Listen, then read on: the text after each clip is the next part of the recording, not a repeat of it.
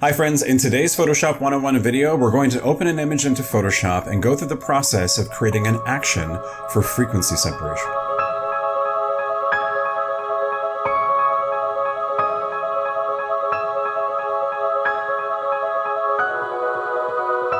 Hey folks, my name is David Bird with Reimagined and welcome to the channel. I'm an award-winning photographer, Photoshop artist, and educator that focuses on fantasy and cosplay art.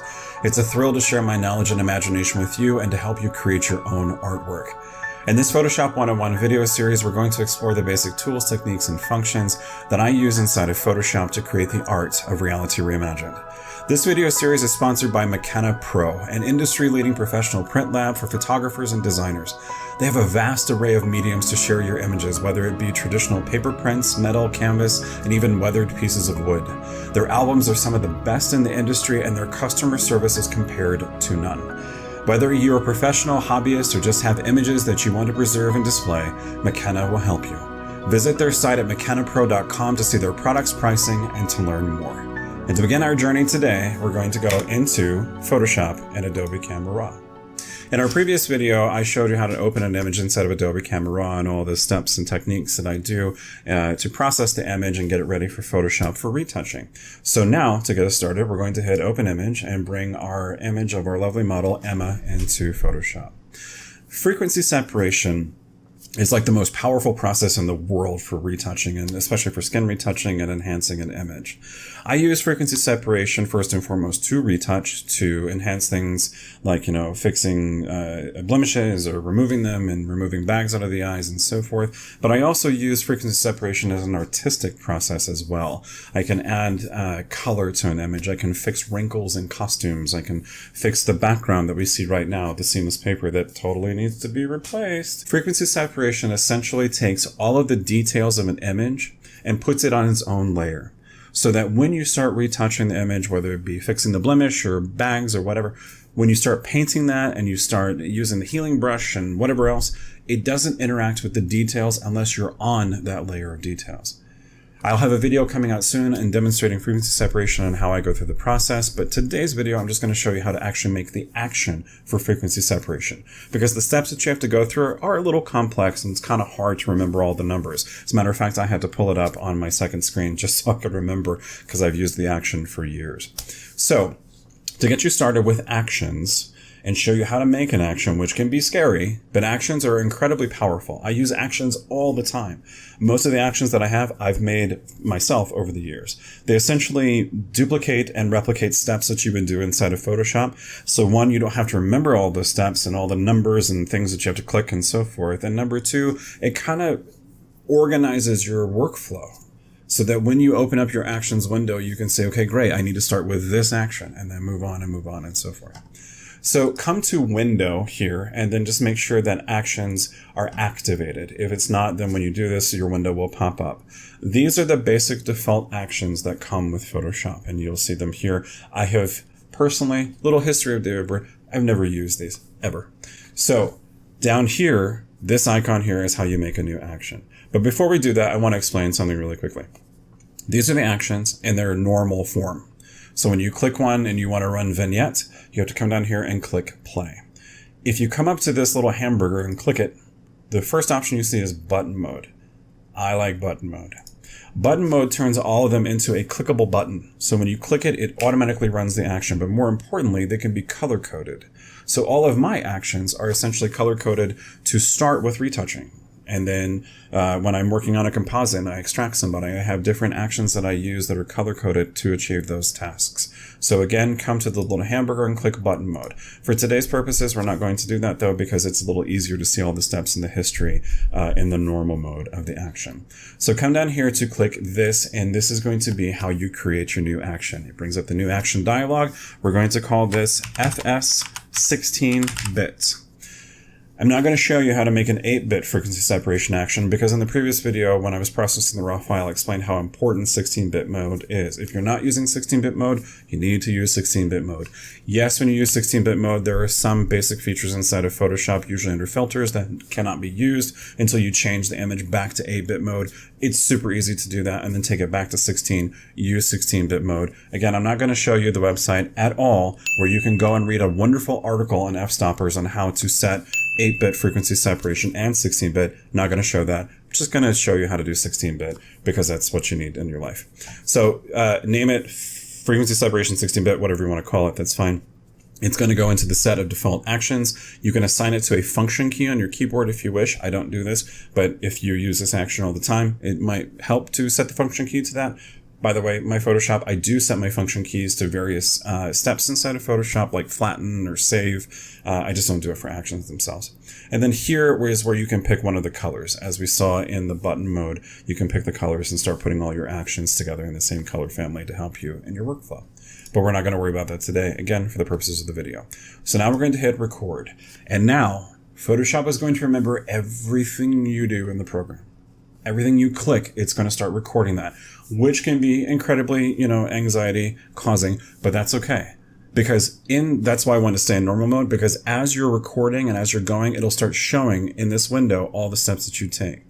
So if you're recording and then you forget and you're like, hey, I'm going to hit file and I'm going to go over here and see what this button does. Oh crap, it recorded all that. I got to delete the action and start it all over. No, you don't. Just hit stop right here. And then go through and find the things you didn't want in the recording steps and delete them. And then you can keep going. And at any point when you go, I need to do something weird, but I'm not sure, just hit stop. And then do whatever you need to do. Remember what it was, then hit record and replicate it. That's how I make actions all the time. So we're going to hit record. And what we're going to do is prepare the overall base of the action and its flow. So first, what I want you to do is hit Control and J. On a Mac, I use a PC, by the way. A Mac, I think it's Command, Open Apple Option, upside down Q, J. So I'm going to hit Control J, which duplicates the layer once. I'm going to hit it again and duplicate it twice. So now this top layer, I'm going to double click it where it says layer 1 copy. I'm going to double click the word so I can change it. And this one's going to be called details. We'll turn that off. And then layer 1, I'm going to come and double click it and change it. And this one's going to be called color 1. And then we have our background layer. Now I want you to duplicate color 1 more time by hitting Control and J, or Open Apple, upside down Q, picture of the dog, escape, J. And then double click this one, color 1 copy, and change this one to color 2. And now while color 2 is activated, come down to the bottom of the window and we're going to make a new blank layer by clicking that. This one, double click where it says layer number 1 and say paint on this one and hit enter. Now I'm going to hit stop, and these are all the steps that we just did. It remembered everything that I did. Remember, when I selected color 1 instead of color 2, when I changed it to color 2, it mimicked all of these steps. This is the overall base of our action. Now we need to run some more steps to actually pull it off, but I wanted you to see the foundation and more importantly to demonstrate here how it takes those steps. So I'm going to hit record again and do something weird. I'm going to make a new blank layer, and now I'm going to hit stop. See how it says right here at the bottom, make layer? Well, I don't need that layer. I screwed it up. So just when it's stopped, when the action's not recording, just grab it, drag it down to the trash can, and now that one single step inside of your action has been deleted. So if you make a mistake, if you click a tool or you do something else, like you alt tab out and go to Facebook or play a video game for an hour and waste time instead of making YouTube videos, all you have to do is just go back and delete it from history and then it never existed. It's like magic in Photoshop. I need to delete that layer. I should have deleted it and then recorded that I deleted it and then delete that I recorded it. That's just too confusing. It's like a bizarre Chris Nolan film. So we're going to delete that. So now again, we have our details layer, paint on this one, color 2, color 1, and background. Let me explain this and what this foundation is, and then we'll go through the process of actually doing all the doohickeys and things we need to do to make the action work, or to make frequency separation possible. This details layer is going to get turned into the details layer. So all the details are preserved here on this topmost layer. So when I want to clean up a blemish, I go to the details layer and I use the clone stamp tool or the healing brush tool, and I'm just removing details. I'm changing details from one space to the other and fixing it. I'm not dealing with the color, just the details themselves. This layer here, paint on this one. So bags under the eyes, right? In the traditional form of the frequency separation process, you would actually be painting on the color layer.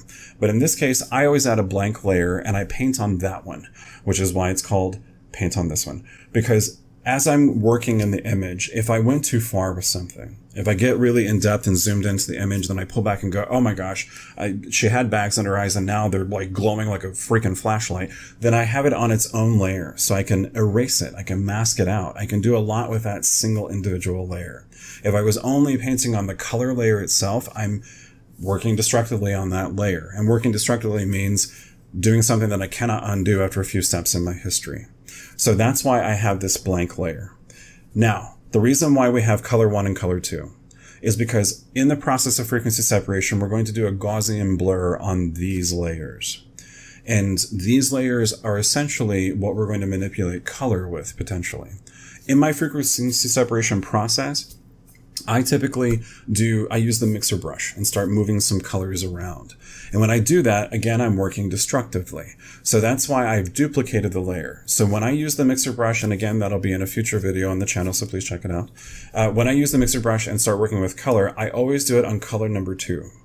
I always have an original version of color number 1. So again, in case I go, wow, I made this look like some horrible Rorschach Andy Warhol painting by messing it all up with this mixer brush, I have the original version so that I can mask it out and fix it and clone it and do whatever else to make it go away and disappear. So color 1 and color 2, that's why they exist. And then background is just your background layer. So now let's get into the fun of it and start actually doing the steps to create frequency separation.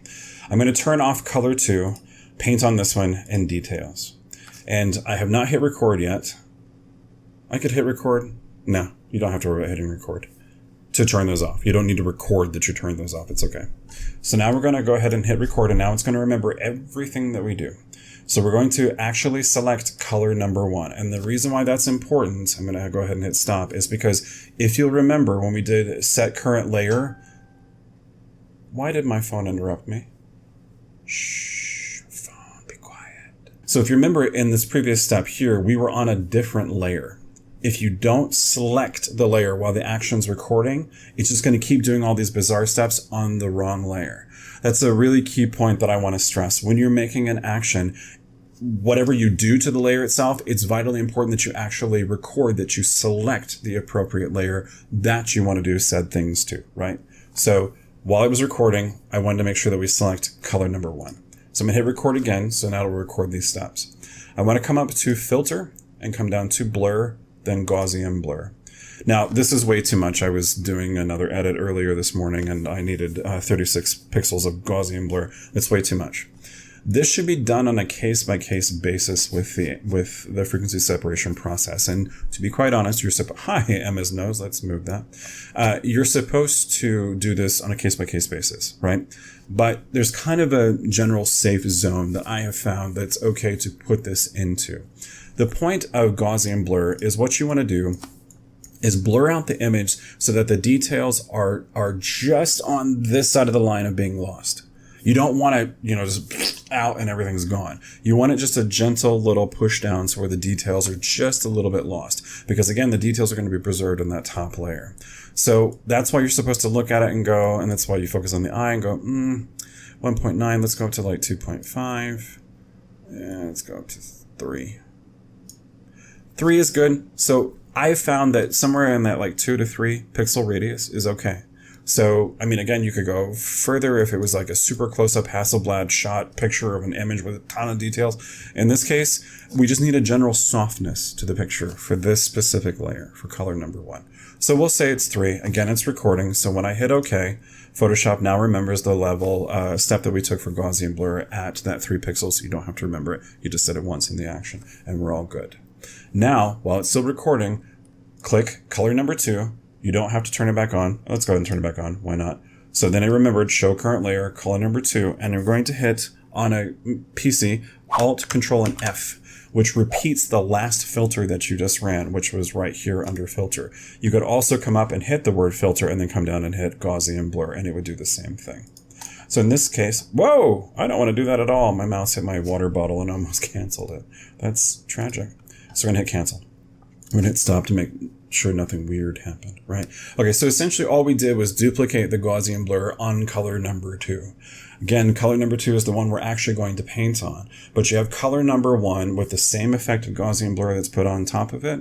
You've got that there as well in case you need to go back to it to reference it or fix things. Now this is where the fun begins, and this is where I have to look off screen to figure out what all these things I'm supposed to be doing are. So I'm going to go ahead and prepare it by clicking this window article that I'm not going to mention in that link that I mentioned a little while ago. So I'm going to hit record again. I'm going to turn on paint on this one, and now I'm going to come and turn on details, and then I'm actually going to click the layer details, because that way this stuff will actually be done to the layer details. Again, I want to stress it. When you're making an action, if you don't click on the layer and if Photoshop doesn't record it, it would run all this crap on color 2 or whichever layer we were last selected. So you got to make sure you click the layer itself. Now we're going to come up to image and apply image. Looks a little funky on the screen, just ignore that. What you want to do is this. You're choosing your source. In this case, the source is IMG0014 or whatever your image source is, just leave it there. When you come to layer, you want it to be set to color number 1. It's going to draw from that image. It's going to use that as its basis. And now for channel, we want to make sure it's on RGB. Then we want to click invert. I have to look at the screen and to figure it out because I could never remember this. I don't even know what my own name is. And then now we're going to come down to where it says target and blending, and we want to put it to add, not multiply. So we're going to go to add. Opacity is set to 100%. Scale is set to 2. And offset is set to 0. We do not check preserve transparency or mask. So to repeat, this is our source. You don't need to change that. Come to layer and select color number 1. That's where it's grabbing this data and information from. Channels RGB. Click, make sure it's set to invert. Blending is set to add. Opacity is set to 100%. Scale is set to 2. Offset is 0. Don't check preserve transparency and mask. And oh my gosh, that's so much information to remember. That's why you make actions. So now when you hit OK, Photoshop remembered that because you're recording this action, and it did it to the details layer. Final step with this is we need to change the layer blending mode. Layer blending modes, by the way, I'll be saying this in another video where I talk about the most powerful things inside of Photoshop, in my opinion. But layer blending modes, no joke to me, are the most powerful tool inside of Photoshop. And Photoshop, you use it for a whole bunch of different stuff. That's one of the most powerful things that they ever put into this program is layer blending modes. So we want to come up to this dialog here where it says normal, and we're going to click it and come down to linear light and hit OK. Or enter. On PCs, you have to enter to accept any kind of window change. So now, and again, it's still recording, our details are preserved on their own layer. We have a blank layer beneath it where we'll actually paint on that to start fixing any issues and enhancing the overall image. We have color number 2, which is where we'll use a thing like the mixer brush to start blending and smoothing out some of the colors, some of the modeling in the skin, the background. We can fix all kinds of stuff with that one layer. And we have color number 1, which is the same layer, the same Gaussian blur, but it's kind of a safety net, so to speak. So if we go too far with color number 2, we've got color number 1 to work with and save us from those problems. And then we have our background layer itself. And that, once you hit stop, and that is how you make a frequency separation 16-bit action inside of Photoshop. So that's the end of the journey today on creating a frequency separation 16-bit action inside of Photoshop. And I hope that you can understand that creating actions are incredibly easy to do, and it helps you replicate steps that you do all the time in Photoshop. It'll save you a little bit of time, and you don't have to remember all those clicks and buttons and numbers and so forth. So create actions for things you do on the regular. It'll save you time and help you create some more artwork inside of Photoshop. This is a new YouTube channel, and this is the beginning of my new YouTube young adult life, and so I really appreciate watching the video. Please give it a like, and please consider subscribing. I have many more videos coming out covering all the composite and fantasy artwork that I create, my adventures and journeys at comic book conventions, I teach at photography conferences, and some personal vlogs about my life and things that I do as an artist. So please check out those videos by subscribing and following this channel and supporting us. Also, please, I would love it if you would check out mecanapro.com. They are a fantastic print lab. They've been a supporter supporter and partner of mine for a long time, and I would not be where I am in my career without their support. Most of my clients, I deliver the product and art to them as either metallic paper or metal prints, and my clients, their eyes bug out of their heads when they see that work because the color is just so beautiful and so vibrant. It's a wonderful print medium. They're a fantastic group of people to support you. Check out the other videos on the site. Thank you for watching today, and until next time, I'll see you out there in the world of Photoshop.